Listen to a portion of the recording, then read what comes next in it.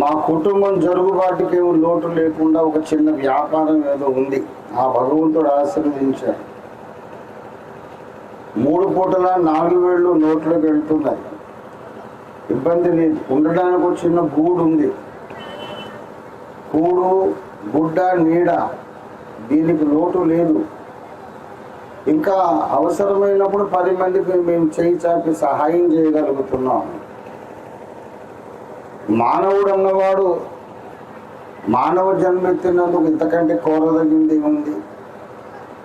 ఆహారానికి కొదువు లేదు, ఉండడానికి ఇల్లు ఉంది, కప్పుకోవడానికి వస్త్రాలు ఉన్నాయి, సమాజంలో ఒక స్టేటస్ ఉంది, చక్కని బిడ్డలు ఉన్నారు, అన్నిటికంటే మించి ఆరోగ్యం ఉంది. ఇంకా ఏంటి తక్కువ, మాకేంటి తక్కువ, మేము బాగానే ఉన్నాం అని చాలామంది 199 మంది అనుకుంటూ ఉంటారు. దేవుడు చేసిన ఉపకారాలే ఇవన్నీ.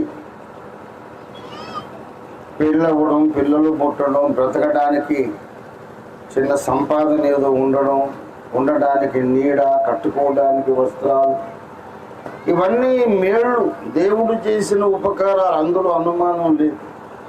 కానీ ఇక్కడ భక్తుడు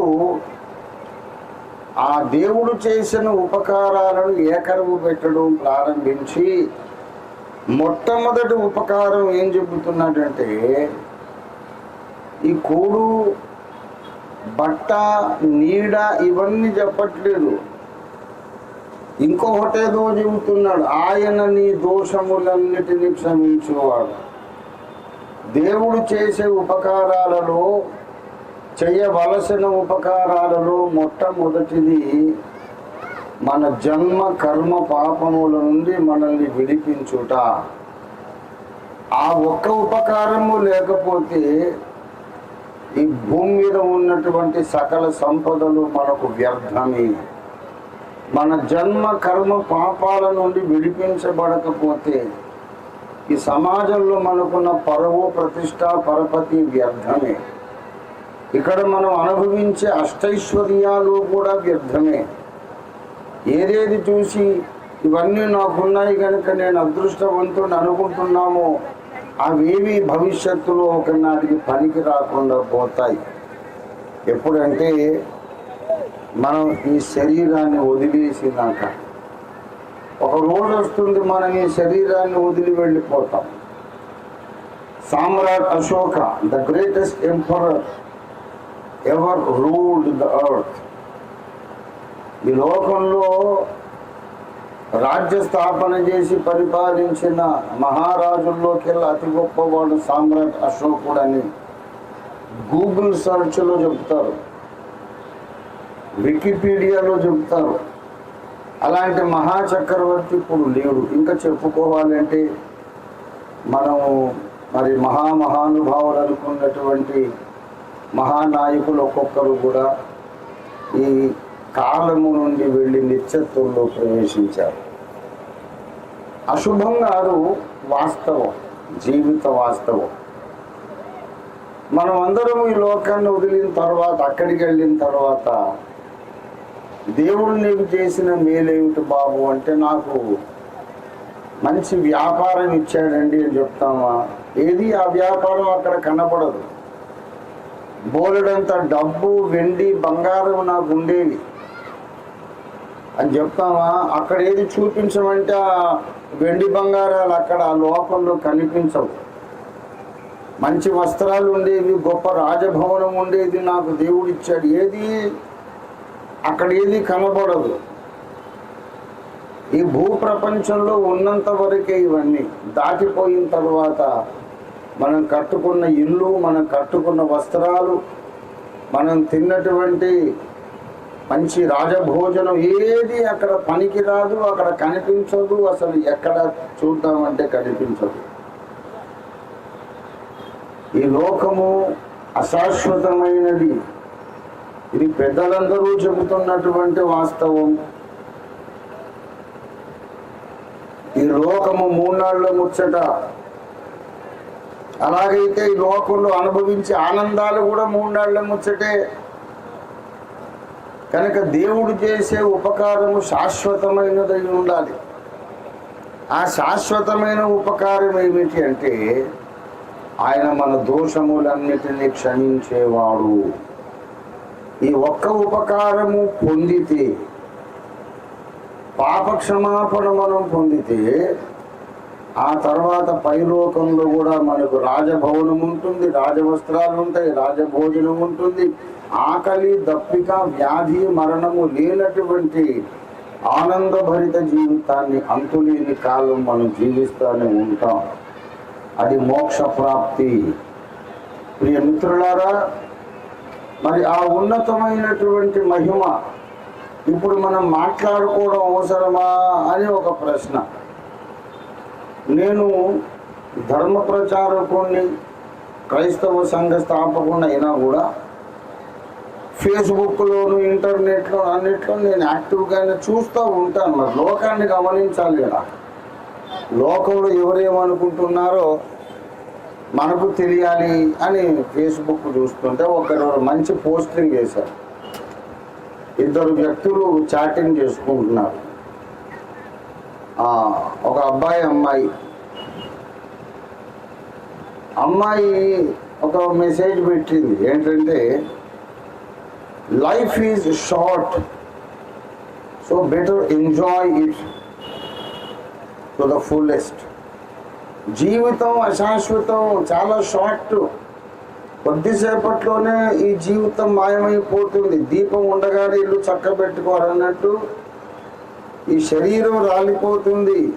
కనుక టైం ఉండగానే అనుభవించేసే అన్ని ఆనందాలు,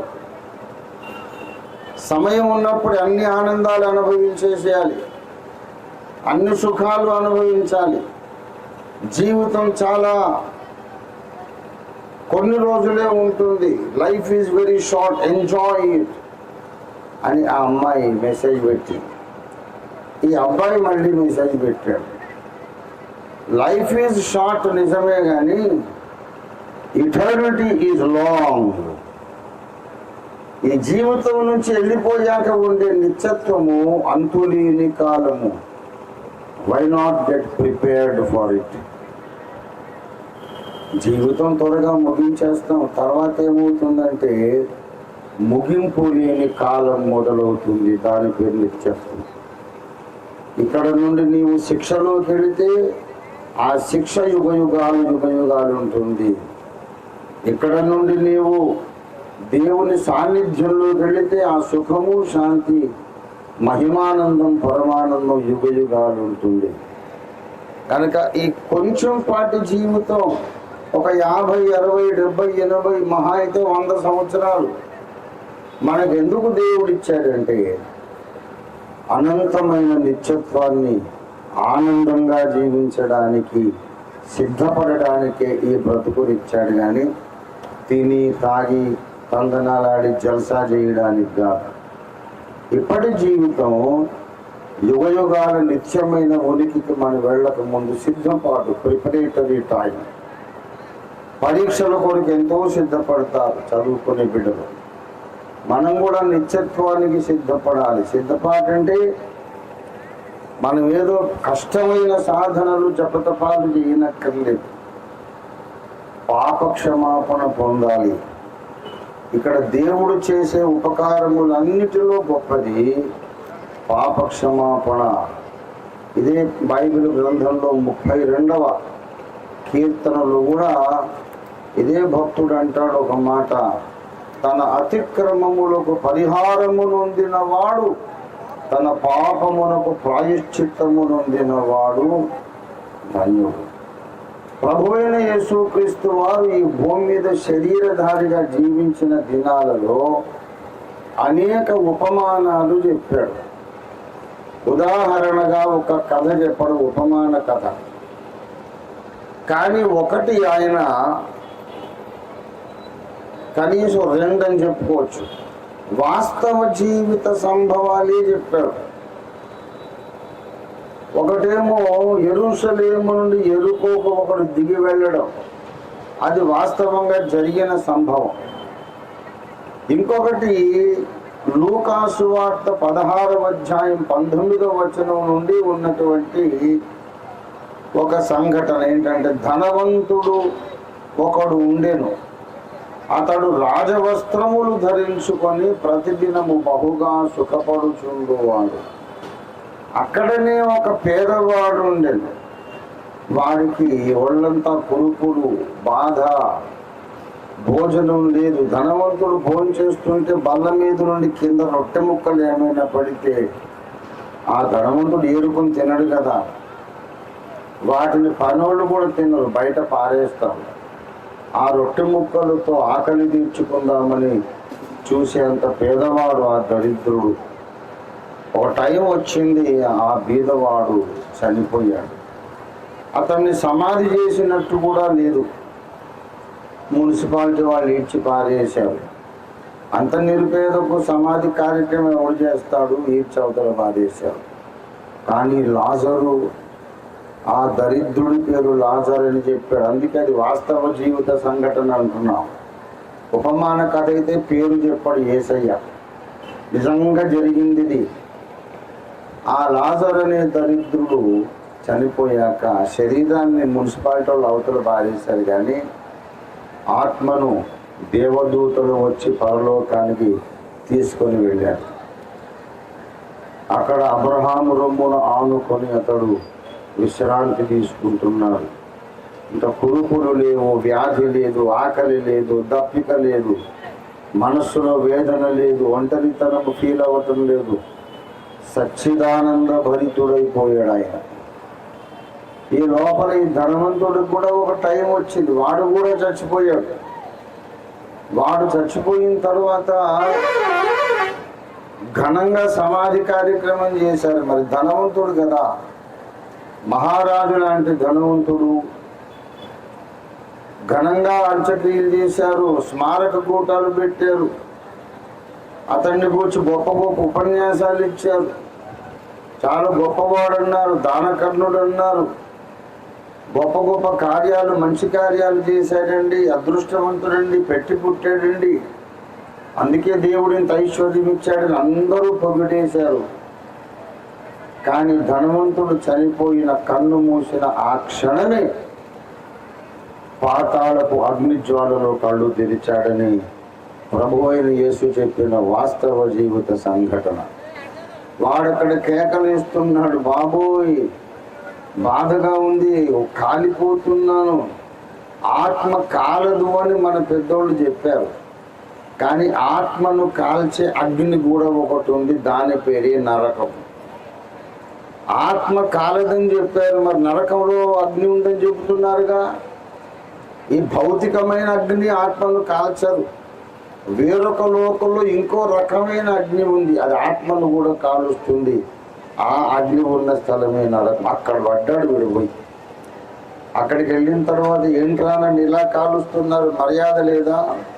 నేను గొప్ప కోటీశ్వరుణ్ణి, చాలా సత్రాలు కట్టించాను, ఇది చేశాను, అది చేసి. ఎవడు వాడి మాట వినిపించుకోవడం లేదు. ఆకలేస్తుంది, భోజనం దొరకదు, దాహం వేస్తుంది, ఒక్క చుక్క మంచి నీళ్ళు లేవు. అగాధం అవతల ఉన్నటువంటి మహిమలోకాన్ని చూశాడు. తండ్రి వేరు అబ్రహామా, ఆ బిచ్చగాండి పంపువాడు నా ఇంటి ముందు బిచ్చం ఎత్తుకునేవాడు, దాహం వేస్తుంది, వాడు వేలికొన నీళ్లలో ముంచి నా నాలుక మీద వేసి ఆ దప్పిక చల్లార్చున్నట్టు వాడిని పంపమంటేను అబ్రహాం అని ఆ పితరుడు అన్నాడు, కుదరదు కుమారుడా, మీకును మాకును మధ్య అగాధం ఉన్నది, దాటగోరు వారు దాటలేరు. ఇలా చూసి మాట్లాడుకోవడమే, దాటే అవకాశం ఉండదు. మరి ఎలాగా ప్రియ మిత్రులారా, వాడక్కడికి ఎందుకు వెళ్ళాడు అంటే ఒకటే కారణం, జన్మముతో సంక్రమించిన పాపాన్ని వాడు వదిలించుకోలేదు. మనుషులమైన మనందరం జన్మము చేత పాపులం. ఏదో చేసినందుకు కాదు, ఆదాము హవ్వలకు పుట్టినందుకు. సకల మానవ జాతి ఆదాము హవ్వ అనే ఒక ఇద్దరు వ్యక్తుల సంతానమేనని ఇవాళ జెనెటిక్ సైన్స్ చెబుతా ఉంది, జన్యు శాస్త్రం చెబుతుంది. అమెరికా, ఐరోపా, ఆఫ్రికా, ఆసియా అన్ని ఖండాలలోని వ్యక్తుల రక్తాన్ని సేకరించి DNA టెస్ట్ చేశారు జన్యు శాస్త్రజ్ఞులు. DNA డీకోడ్ చేస్తూ చేస్తూ చేస్తూ వెనక్కి వెళ్ళిపోతే తేలిన విషయం ఏంటంటే భూమండలం మీద ఉన్న మనుష్య జాతి మొత్తం మొట్టమొదట ఒకే ఒక జంట నుండి పుట్టారు. ఒక్క స్త్రీ ఒక పురుషుడు మొదట ఉండేవాళ్ళు, వాళ్ళలో నుంచే ఈ ప్రపంచంలోని వేల కోట్ల మంది పుట్టారని సైన్స్ వాళ్ళు చెబుతోంది. ఇంటర్నెట్లో మీరు చూసుకోవచ్చు. ఇంటర్నెట్లో మీరు టైప్ చేయండి common ancestry of man kind, common ancestry of man kind. మానవ జాతులకు అన్నిటికీ ఉన్న ఒకే ఒక మొట్టమొదటి ప్రారంభం ఇంటర్నెట్లో. ఏ సైంటిస్టులు కనిపెట్టారు, ఏ యూనివర్సిటీలో థీసిస్ సబ్మిట్ చేశారు, అన్ని వివరాలు మీకు ఉంటాయి. వీళ్ళరా ఆ మొట్టమొదట ఒక్క స్త్రీ ఒక్క పురుషుడినే బైబిల్ చెబుతోంది, ఆదాము హవ్వ అని.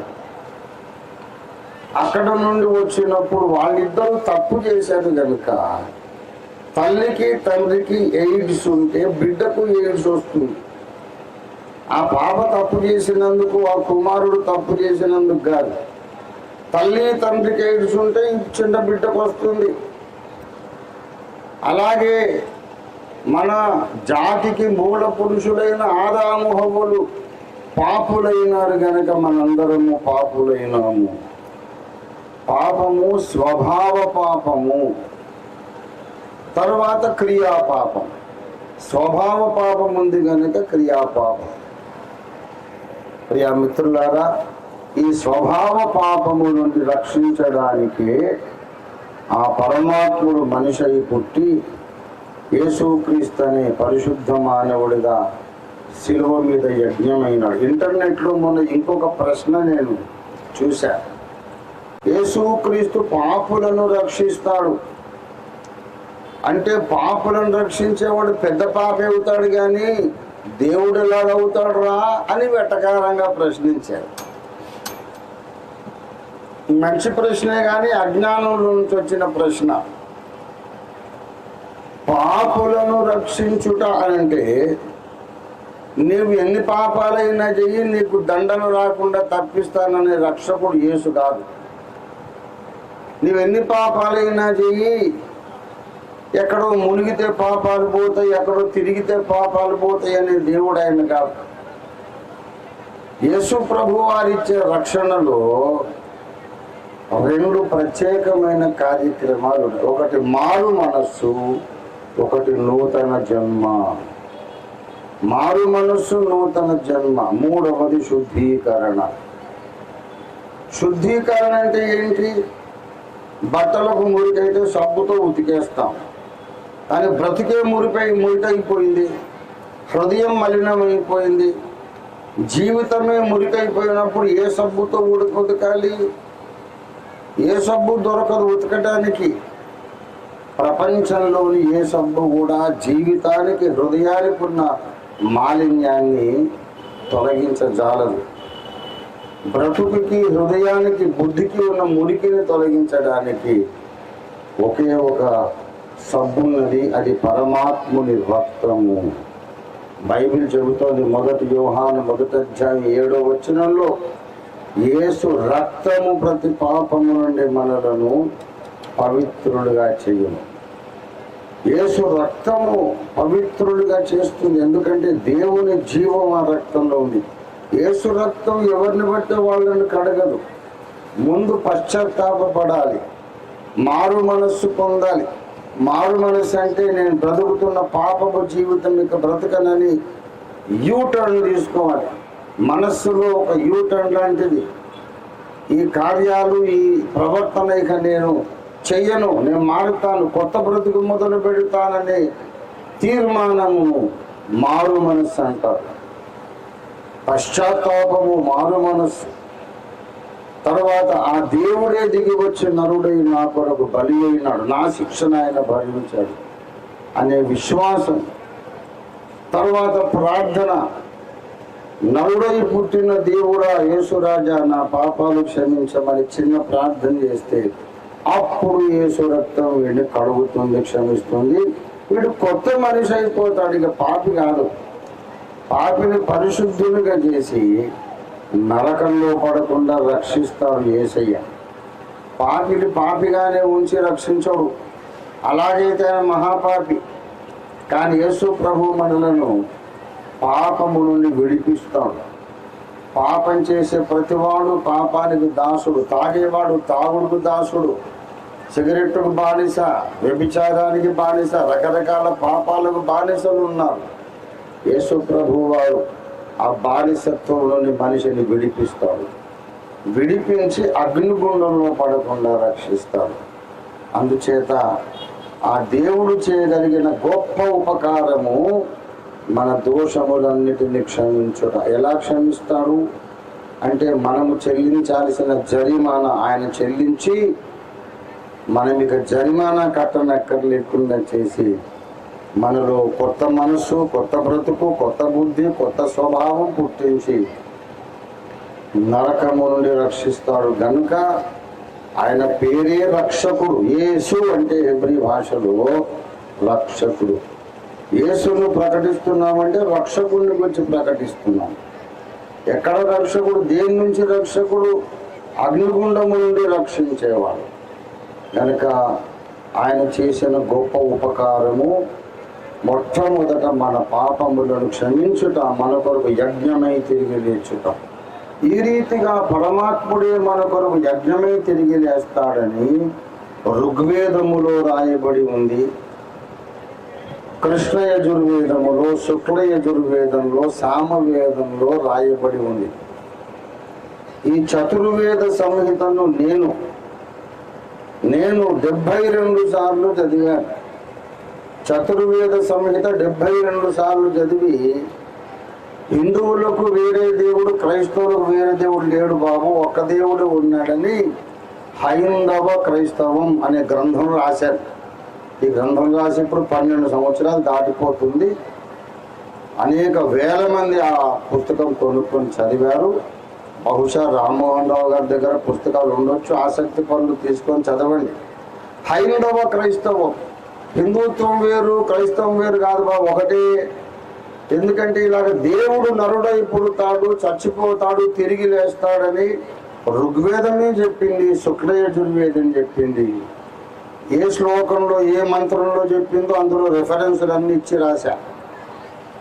ప్రియ మిత్రులారా, కథ కాదు, కట్టుకథ కాదు. ఇంక ఇప్పటికీ మీకు వేదాలు దొరుకుతున్నాయి. విశాలాంధ్ర బుక్ స్టాల్కి వెళితే, బుక్ షాప్కి వెళితే ఎంఎస్కో ఆర్ష భారతి వారి ప్రచురణ, శ్రీమాన్ అక్షర వాచస్పతి దాశరథి రంగాచార్యులు వారు చేసిన ఆంధ్రానువాదం మీకు దొరుకుతుంది. తెలుగులో చతుర్వేద సంహిత, అందులో నేను ఇచ్చే రెఫరెన్స్లో మంత్రాలు లేకపోతే నన్ను అడగండి. అందులో తేటగా రాయబడింది, ఆ భగవంతుడు భూలోకానికి నడిబొడ్డు లాంటి దేశంలో పుడతాడు, మరణిస్తాడు, మళ్ళీ తిరిగి లేస్తాడు, ఆయన తప్ప మరొక అవతారమే లేదు అని ఆనాడు శుక్ల యజుర్వేదంలో రాశారు.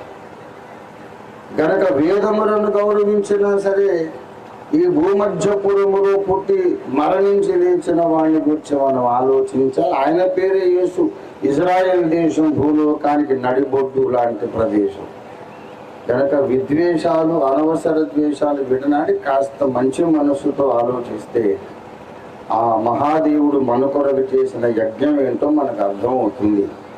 కనుక యేసుక్రీస్తు ప్రభువారు దేహము దాల్చిన ఓంకారం, ఓం ప్రథమంగా అంటాం, ఆ ఓంకారమే మనిషి అయినాడు. ఆయన పేరు యేసు. దేహము దాల్చిన ప్రణవమే యేసు. మన కొరకు మరణించి లేచిన విరాట్ పురుషుడు యేసు. వేదవేద్యుడు యేసు. మత ప్రచారం కాదు. ఇప్పుడు ఎవరైనా నమ్మేశారు అనుకో, నాకేం ₹1,00,000 రావు, ₹1 కూడా రాదు. నమ్మకపోయారనుకోండి, నాకేం నష్టం లేదు, భోజనం చేస్తాను, వెళ్ళిపోతాను. కానీ తెలిసిన మనిషి మాట చెబుతున్నాను. వేదములలో కూడా చెప్పబడిన మాట, బైబిల్లో కూడా చెప్పబడిన మాట, సర్వమానవ కోటిని పాపముల నుండి విడిపించి పరిశుద్ధులను చేసి రక్షించడానికి నరకము నుండి రక్షించడానికి దేవుడు మనిషి అయి పుట్టినాడు. ఆయన భూమధ్యపురములోనే పుట్టి మరణించి లేచాడు.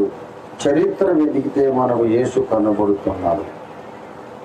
కనుక యేసు చేసిన మహోపకారం మనందరినీ నరకము నుండి తప్పించే మార్గాన్ని ఆయన సిద్ధపరిచాడు. కనుక ఆయన చెప్పాడు, నేనే మార్గమును, నేనే సత్యము, నేనే జీవం. మిత్రులారా, ఇలాంటి నిత్యమైన ఉపకారాలు ఎన్నో చేసి ఈ పాపక్షమాపణ పొందిన వారికి భూలోక ఉపకారాలు కూడా చేస్తాడు ఆయన. పాపక్షమాపణ అనే ఉపకారం పొందామనుకోండి, ఈ భూమి మీద ఉండగా ఆరోగ్యం కూడా ఇస్తాడు, మంచి వ్యాపారాభివృద్ధి కూడా ఇస్తాడు, చక్కని సంతాన భాగ్యం ఇస్తాడు. బైబిల్లో ఇవన్నీ రాయబడ్డాయి. బైబిల్లో గర్భఫలం ఇచ్చుట యెహోవా వశము, గర్భఫలము యెహోవా ఇచ్చే బహుమానం, కుమారుల సంతోషం గల తల్లిగా ప్రతి స్త్రీని చేస్తాడు.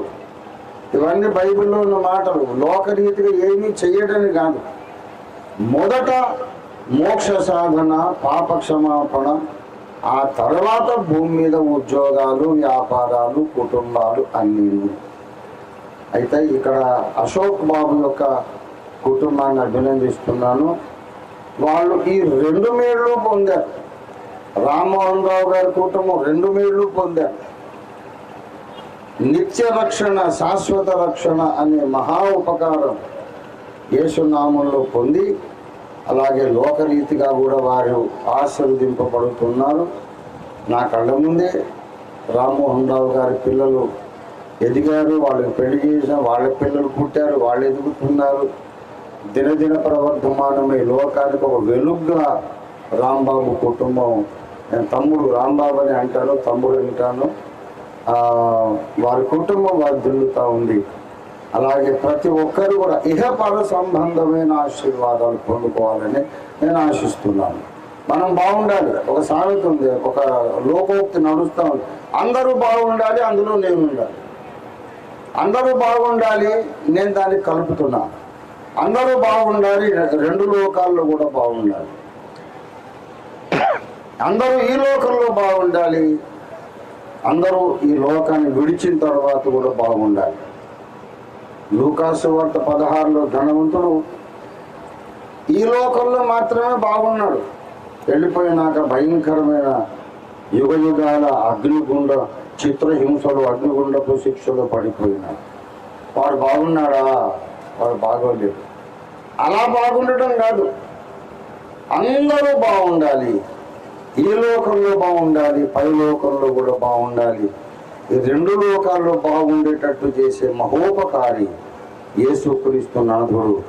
ఆయన ఆశీర్వాదాలు అక్కడ కూర్చున్న మనకందరికీ, అలాగే ఈ చిన్నారి పాప సుహాసినికి ఎల్లప్పుడూ దేవుడు అనుగ్రహించాలని మనసా వాచా త్రికరణ శుద్ధిగా ఆశీర్వదిస్తూ ఆ దేవదేవుణ్ణి ప్రార్థిస్తూ ఉపదేశం ముగించుకుంటున్నాను. చిన్న ప్రార్థన చేసిన తర్వాత ఇక్కడ ఆ పసుపు బియ్యం దగ్గర పెట్టండి నాయన. దైవజనులను ఆశీర్వదిస్తాము, తర్వాత పెద్దలు ఆశీర్వదించవచ్చు. ప్రార్థన. అందరూ ఏకీభవించండి, అందరూ ఏకీభవించండి. ప్రేమ కలిగిన మా మహాపరిశుద్ధ తండ్రి, జీవాధిపతమైన మా ప్రభువానికి వందనాలు చెల్లిస్తున్నాను. మా ప్రభువానికి వందనాలు. మా ప్రియుడు, నీ దాసుడు, నీ సేవకుడు కేశవరపు రామ్మోహన్ రావు గారిని మీరు ఆశీర్వదించి, వారి చిన్న కుమారుడైన అశోక్ కుటుంబాన్ని కూడా, ముందిచ్చిన పెద్ద కుమారులను కూడా మీరు ఆశీర్వదించి, ప్రస్తుత సందర్భంలో చిన్న కుమారుడు కేశవరపు అశోక్ వారి కుటుంబాన్ని మీరు ఆశీర్వదించి, పరిశుద్ధ ప్రభువా వారికి ఇచ్చిన చక్కని పాప సుహాసిని మీరు దీవించి, వయస్సుకు తగినట్లుగా మానసిక శారీరక వికాసము పొందటానికి కృపనిచ్చావు. నీకే స్తోత్రాలు. యెహోవా చేసిన ఉపకారములు దేన్ని మరువద్దని చెప్పిన నీ గ్రంథం అన్నిటికంటే ముఖ్యమైన ఉపకారం ఏంటో మాకు స్పష్టీకరించింది కనుక నీకు స్తోత్రం. నిత్యమైన ఉపకారాన్ని పొంది, తర్వాత ఈ తాత్కాలిక ఉపకారాలను కూడా పొంది, ఇహపర సంబంధమైన ఆరోగ్యము ఐశ్వర్యము కలిగి భూ ప్రజలందరూ ధన్యులు కావడానికి సిలువలో మీరు యజ్ఞమైనారు, తిరిగి లేచారని స్తోత్రం తండ్రి. ఈ గొప్ప వాస్తవాన్ని యావత్ భారతదేశ ప్రజలు, ప్రపంచ మానవాళి గ్రహించుటకు సహాయం చేయండి. అందరూ బాగుండున్నట్లు సహాయం చేయండి. అందరూ ఈ లోకంలోనూ పైలోకంలోనూ బాగుండున్నట్లు సహాయం చేయండి. యేసు అద్భుత నామంలో ఈ చిన్నారి పాప సుహాసిని కొరకు ప్రార్థిస్తున్నా. ఇంకా బిడ్డ జీవితంలో మునుముందు అనేక శుభములు కలిగించండి. విద్యాభ్యాసములో, ఈ లోక విద్యలో, మహోన్నతుల విద్యలో పాపను ప్రవీణురాలిగా చేయండి. శరీర ఆరోగ్యం, ఆధ్యాత్మిక ఆరోగ్యం దయచేయండి. పరిశుద్ధ ప్రభువా, దేవుని స్నేహితురాలుగా పాప ఎదుగుటకు సహాయం చేయండి. తగిన సమయంలో జీవితంలో కూడా సెటిల్ అయిపోయి కన్నవారికి మంచి పేరు, దేవునికి మహిమ తెస్తూ లోకానికి గొప్ప పరిమళముగా, లోకానికి ఉప్పుగా, వెలుగ్గా సుహాసిని జీవించడానికి సహాయం చేయమని ప్రార్థిస్తూ, మరి ఇక్కడ ఉన్నటువంటి పెద్దలు, బంధుమిత్ర వర్గం అందరికీ ఇటు శుభములు కలిగించమని యేసు నామములో స్తుతించి ప్రార్థిస్తున్నాము తండ్రి. మన తండ్రి అయిన దేవాది దేవుని శాశ్వత ప్రేమయు సర్వ జగత్ రక్షకుడైన యేసుక్రీస్తు నాథుని శాశ్వత కృపయు పరిశుద్ధాత్మ దేవుని తోడి దివ్య మనోహర సహవాసము చేరువచ్చిన మనకందరకును భూలోకమందున సకల భక్త కోటికి ప్రత్యేకించి ఇప్పుడు వ్యక్తురాలై దేవుని కృప పొందిన సుహాసినికి సదా తోడై ఉండును గాక. ఆమేన్, ఆమేన్, ఆమేన్. God bless each one of you.